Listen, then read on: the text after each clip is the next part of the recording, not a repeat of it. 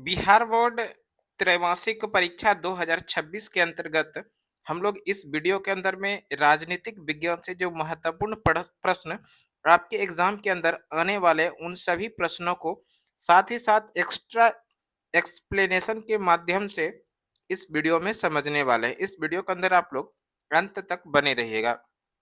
देखिए, पहला ही प्रश्न यहाँ पर दिया गया है, चिपको आंदोलन के प्रणेता कौन थे? सीधा सा प्रश्न पूछा गया चिपको आंदोलन से। अगर हम लोग बात कर ले चिपको आंदोलन से संबंधित, चिपको आंदोलन, ये जो चिपको आंदोलन है, ये चिपको आंदोलन किसके नेतृत्व में शुरू हुआ था? यही प्रश्न है। और यहाँ पर जो ऑप्शन है उसके अकॉर्डिंग हम लोग इसका जवाब देंगे। उसके पहले समझ लीजिए चिपको आंदोलन के बारे में। चिपको आंदोलन की शुरुआत 1973 में हुआ था। और चिपको आंदोलन की शुरुआत कहाँ पर हुआ था? उत्तराखंड के चामोली जिला, उत्तराखंड का चामोली जिला, उत्तराखंड का चामोली जिला, इसको भी याद रखिएगा। उत्तराखंड का जो चामोली जिला है, यहीं पर चिपको आंदोलन की शुरुआत किया गया था। और चिपको आंदोलन मुख्य रूप से पेड़ों की कटाई से संबंधित है, इसको भी ध्यान रखिएगा। किससे संबंधित है? पेड़ों की कटाई से। पेड़ की कटाई को रोकने के लिए एक आंदोलन शुरू किया गया जिसका नाम है चिपको आंदोलन। और इस चिपको आंदोलन की शुरुआत जो किया गया, इसमें मुख्य रूप से जो शामिल थे, जिसमें कि सुंदरलाल बहुगुणा का नाम आता है। किनके नेतृत्व में शुरू किया गया था? तो ये है सुंदरलाल बहुगुणा। इसको याद रखिएगा, सुंदरलाल बहुगुणा, तो ये तो शामिल है ही। सुंदर सुंदर लाल बहुगुणा, सुंदरलाल बहुगुणा, सुंदरलाल बहुगुणा के नेतृत्व में इसको शुरू किया गया था। लेकिन इसके अलावे एक है चंडी प्रसाद, चंडी प्रसाद, और चंडी प्रसाद के साथ साथ में गौरा देवी, इसका भी नाम आप लोग याद रखिएगा। गौरा देवी, ये लोग भी महत्वपूर्ण भूमिका इसके अंदर निभाए थे चिपको आंदोलन में। अब यहाँ से जो प्रश्न पूछा जाएगा आप लोगों से कि चिपको आंदोलन की शुरुआत कब हुई, तो हम लोग सीधा आंसर करेंगे चिपको आंदोलन की शुरुआत 1973 में हुई। चिपको आंदोलन की शुरुआत कहाँ पर हुई थी? ये उत्तराखंड के चमोली जिला में। और चिपको आंदोलन किससे संबंधित है? पेड़ों की कटाई को रोकने से संबंधित है। चिपको आंदोलन किनके नेतृत्व में शुरू किया गया था? सुंदरलाल बहुगुणा के नेतृत्व में शुरू किया गया था। लेकिन महत्वपूर्ण भूमिका में चंडी प्रसाद और गौरा देवी भी इसमें शामिल थे। गौरा देवी, इसको याद रखिएगा, ये गौरा देवी है, गौरा देवी, इसको इस तरह से याद रखिएगा।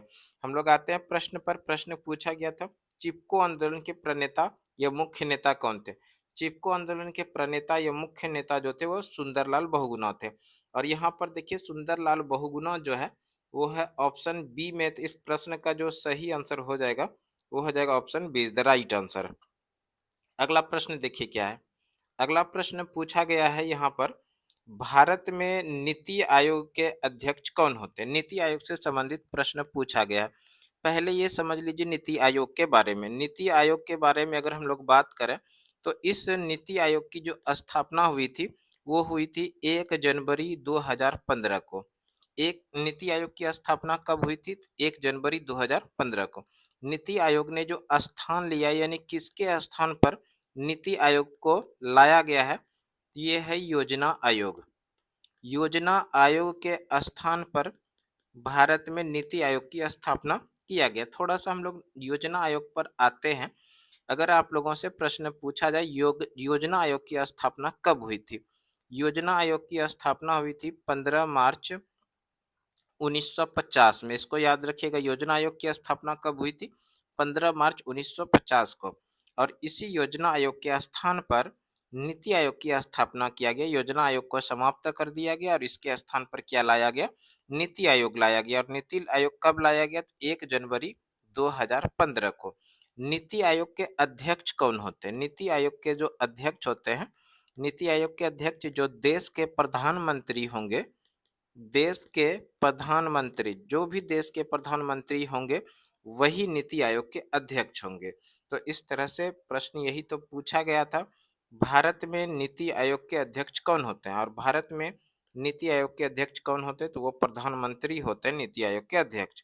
और यहाँ पर देखिए प्रधानमंत्री ऑप्शन सी में है, तो इस प्रश्न का सही आंसर हो जाएगा option C, is the right answer. अगला प्रश्न देखिए क्या है। अगला प्रश्न पूछा गया, भाषा के आधार पर बनने वाला भारत का पहला राज्य कौन सा है?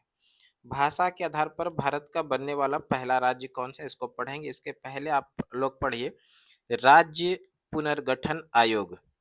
राज्य पुनर्गठन आयोग, राज्य पुनर्गठन आयोग, इसके बारे में पढ़ेंगे, उसके बाद इस प्रश्न पर आएंगे। सबसे पहले राज्य पुनर्गठन आयोग के बारे में पढ़े तो इसकी स्थापना कब होती है? राज्य पुनर्गठन आयोग के लिए जो एक कमेटी बनाई जाती है, स्थापना की जाती है, राज्य पुनर्गठन आयोग बनाया जाता है, स्थापना नहीं कहिए। इसको सीधा प्रश्न इस तरह से पूछा जाएगा, राज्य पुनर्गठन आयोग कब बनाया गया? तब हम लोग आंसर करेंगे। ये जो बनाया गया राज्य पुनर्गठन आयोग 1953 में बनाया गया। राज्य पुनर्गठन आयोग कब बनाया गया? 1953। और राज्य पुनर्गठन आयोग जो बनाया गया था, इसमें अध्यक्ष बने थे डॉक्टर फजल अली। इसको भी याद रखिएगा, डॉक्टर फजल अली की अध्यक्षता में राज्य पुनर्गठन आयोग बनाया गया था, डॉक्टर फजल अली। और डॉक्टर फजल अली थे इसके अध्यक्ष बने थे। और इसमें जो सदस्य के रूप में शामिल थे वो थे हृदय नाथ कुंजरू, हृदय नाथ कुंजरू, हृदयनाथ कुंजरू, हृदयनाथ कुंजरू भी थे। और इसके साथ साथ में के एम पन्निकार थे, के एम पन्निकार, इसको याद रखिएगा, के एम पन्निकार। इस तरह से ये सदस्य एक गठन आयोग बनाया गया था जिसका नाम है राज्य पुनर्गठन आयोग। राज्य पुनर्गठन आयोग बना कब? 1953 में। राज्य पुनर्गठन आयोग किसकी अध्यक्षता में बना? तो डॉक्टर फजल अली की अध्यक्षता में राज्य पुनर्गठन आयोग 1953 में बनाया गया। इसमें सदस्य के रूप में कौन कौन थे? तो हृदयनाथ कुंजरू थे और के एम पन्निकार इनके सदस्य थे। उसके बाद जो है इस राज्य पुनर्गठन आयोग ने अपना रिपोर्ट प्रस्तुत करता है। और रिपोर्ट प्रस्तुत कब करता है तो ये भी ध्यान रखिएगा, अगर रिपोर्ट के बारे में प्रश्न पूछा जाए, राज्य पुनर्गठन आयोग ने रिपोर्ट प्रस्तुत कब किया? तो रिपोर्ट प्रस्तुत किया था 1955 में। राज्य पुनर्गठन आयोग ने अपना रिपोर्ट कब प्रस्तुत करता है? 1955 में। उसके बाद जो है राज्य पुनर्गठन आयोग ये लागू होता है, यानी अधिनियम बनता है। और ये कब बनता है? तो 1956 में। और इस राज्य पुनर्गठन आयोग ने जो आधार बताया था तो वो बताया था आधार भाषा को। क्या किसको बताया था? तो आधार बनाया था भाषा को। इस तरह से भाषा के आधार पर राज्य पुनर्गठन आयोग इसका लागू किया गया था, यानी कि राज्य पुनर्गठन आयोग जो बना 1953 में, डॉक्टर फजल अली की अध्यक्षता में हृदयनाथ कुंजरू और के एम पन्निकार इसके सदस्य के रूप में शामिल थे। इस राज्य पुनर्गठन आयोग ने अपना रिपोर्ट 1955 में प्रस्तुत किया। और इस तरह से राज्य पुनर्गठन आयोग अधिनियम जो बना, यानी लागू जो हुआ, वो 1956 में हुआ। और इस तरह से राज्य पुनर्गठन आयोग ने जो आधार बनाया था वो किसको बनाया था? भाषा को। और इस तरह से भाषा के आधार पर इस पूरे भारत को 14 राज्य और 6 केंद्र शासित प्रदेश में बांटा गया था। 14 स्टेट थे और 6 केंद्र शासित प्रदेश थे। और उसके बाद जो है भाषा के आधार पर गठित होने वाला भारत का जो पहला राज्य बना वो आंध्र प्रदेश बना। भाषा के आधार पर गठित होने वाला, यानी भाषा के आधार पर बनने वाला भारत का पहला राज्य कौन सा था? आंध्र प्रदेश था। और यहाँ पर देखिए आंध्र प्रदेश जो है वो है ऑप्शन बी में है। इस प्रश्न का जो सही आंसर हो जाएगा वो हो जाएगा option B is the right answer. ठीक है, अब हम लोग अगले प्रश्न पर आते हैं। अगला प्रश्न देखिए क्या पूछा गया है। अगला प्रश्न यहाँ पर जो पूछा गया है, वो सवाल जो पूछा गया है वो है कि इस तरह से संयुक्त राष्ट्र संघ के सुरक्षा परिषद में कितने अस्थायी सदस्य हैं? संयुक्त राष्ट्र संघ के बारे में प्रश्न पूछा गया। संयुक्त राष्ट्र संघ के बारे में पूरा डिटेल पढ़ लेते हैं, उसके बाद हम लोग प्रश्न पर आएंगे। देखिए संयुक्त राष्ट्र संघ के बारे में अगर बात करें तो संयुक्त राष्ट्र संघ की स्थापना स्थापना कब हुआ, इसका नामकरण कब हुआ, सारा चीज पढ़ेंगे। सबसे पहले यूएनओ, इसको जानिए, UNO united nation of organisation. द्वितीय विश्व युद्ध के बाद पूरे विश्व में शांति स्थापित करने के उद्देश्य से एक संगठन बनाया जाता है अंतर्राष्ट्रीय स्तर पर जिसका नाम है संयुक्त राष्ट्र संघ, यानी यूनाइटेड नेशन ऑफ ऑर्गेनाइजेशन। इसकी स्थापना कब होती है? संयुक्त राष्ट्र संघ की स्थापना होती है 24 अक्टूबर 1945 को। यह बेहद ही महत्वपूर्ण सवाल है, इसको आप लोग निश्चित रूप से ध्यान रखिएगा। संयुक्त राष्ट्र संघ की स्थापना कब होती है? तो 24 अक्टूबर 1945 को संयुक्त राष्ट्र संघ की स्थापना होती है। उस समय इसका नामकरण किसने किया था? तो डी रूजवेल्ट जो है अमेरिका के तत्कालीन राष्ट्रपति थे। अमेरिका के ये राष्ट्रपति थे डी रूजवेल्ट, इसी ने इसका नामकरण किया। अगर प्रश्न पूछा जाए संयुक्त राष्ट्र संघ का नामकरण किसने किया, तो हम लोग आंसर करेंगे डी रूजवेल्ट, जो कि अमेरिका के तत्कालीन राष्ट्रपति थे। इसी ने संयुक्त राष्ट्र संघ का नामकरण किया है। जिस समय स्थापना हो रही थी, यानी संस्थापक देशों की संख्या की बात करें, संस्थापक सदस्य देश 51 था। संयुक्त राष्ट्र संघ के संस्थापक सदस्य देश कितना था? 51 था। लेकिन हस्ताक्षर जो करने वाले देशों की संख्या तो वो 50 ही था। बाद में इसमें एक देश शामिल हुआ जिसका नाम है पोलैंड। संस्थापक सदस्य कितने थे? 51 थे। और इस समय हस्ताक्षर करने वाले देश की संख्या कितना था? 50 था। और 51 नंबर का जो देश हुआ जिसने की इस पर हस्ताक्षर किया, तो वो कौन सा देश था? वो था पोलैंड। और भारत जो है इसी समय से इसका सदस्य है, ये भी ध्यान रख लीजिएगा, भारत उसी समय से इसका सदस्य है। वर्तमान समय की बात करें तो वर्तमान समय में संयुक्त राष्ट्र संघ के कितने सदस्य देश हैं? तो कुल मिला के 193 सदस्य देश। ये भी बेहद महत्वपूर्ण सवाल है, इसको आप लोग नजरअंदाज नहीं कीजिए, ये सवाल पूछा गया सवाल है। वर्तमान समय में संयुक्त राष्ट्र संघ के कितने सदस्य हैं? तो 193 सदस्य देश हैं। जो सबसे नवीनतम सदस्य देश है वो है दक्षिणी सूडान। निश्चित रूप से आप लोग ध्यान रखिएगा, वर्तमान समय में संयुक्त राष्ट्र संघ के कुल 193 सदस्य देश हैं। सबसे नवीनतम कौन सा है? तो वो है दक्षिणी सूडान। अब बात करते हैं संयुक्त राष्ट्र संघ के प्रथम महासचिव कौन थे। संयुक्त राष्ट्र संघ के प्रथम महासचिव जो थे वो थे ट्रिगवेली, जो कि नॉर्वे के रहने वाले थे। संयुक्त राष्ट्र संघ के प्रथम महासचिव कौन थे? तो ट्रिगवेली जो थे वो संयुक्त राष्ट्र संघ के प्रथम महासचिव थे। ठीक है। अगर प्रश्न पूछा जाए संयुक्त राष्ट्र संघ के प्रथम एशियाई महासचिव कौन थे? एशियाई संयुक्त राष्ट्र संघ के प्रथम एशियाई महासचिव थे यू थांट, जो कि म्यांमार के रहने वाले थे। तो यहाँ पे दो प्रश्न, अलग अलग प्रश्न बना। पहला प्रश्न बनेगा संयुक्त राष्ट्र संघ के प्रथम महासचिव कौन थे? तो ट्रिगवेली करेंगे। और ट्रिगवेली किस देश से संबंधित है? तो वो नॉर्वे के रहने वाले हैं।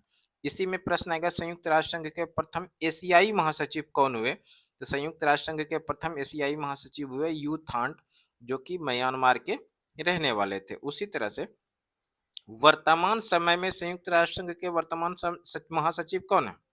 संयुक्त राष्ट्र संघ के वर्तमान में महासचिव है एंटोनियो गुटेरस। वर्तमान में महासचिव कौन है?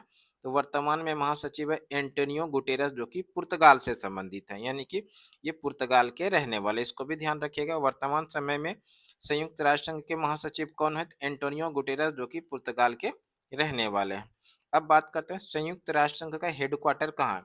हेडक्वार्टर यानी इसका मुख्यालय कहाँ पर है? तो मुख्यालय की बात करें तो इसका जो मुख्यालय है वो न्यूयॉर्क में है। संयुक्त राष्ट्र संघ का मुख्यालय कहाँ पर है? न्यूयॉर्क में। और संयुक्त राष्ट्र संघ का जो मान्यता प्राप्त भाषा है, कुल भाषा 5 भाषा को मान्यता दिया गया है।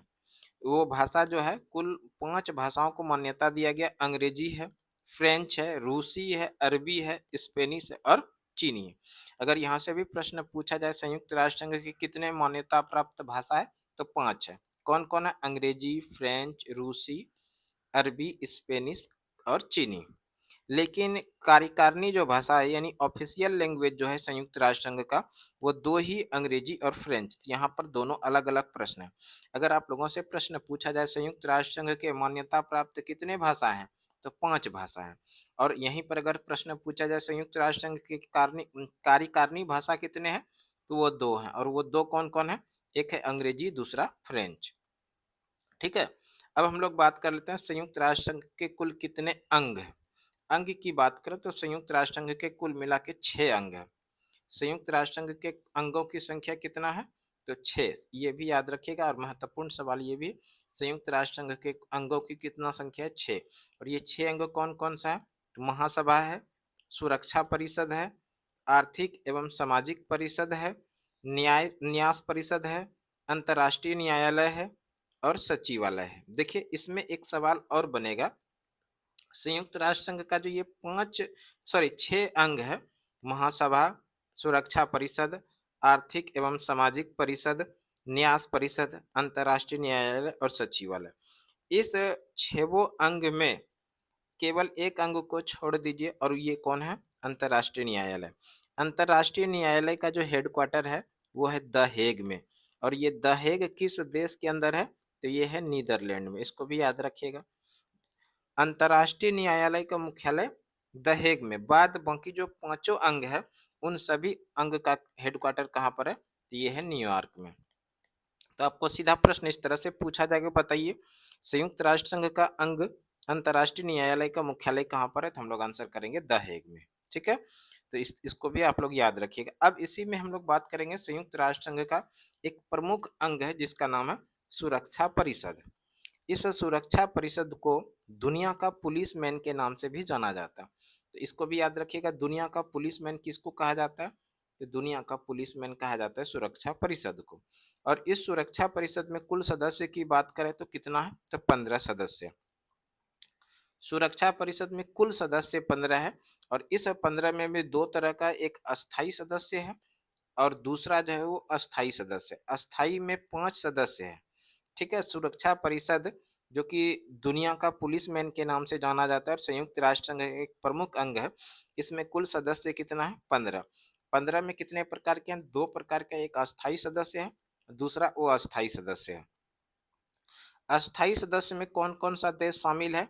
अमेरिका है, अमेरिका के बाद याद रखिएगा रूस है, चीन है, फ्रांस है और यूके है।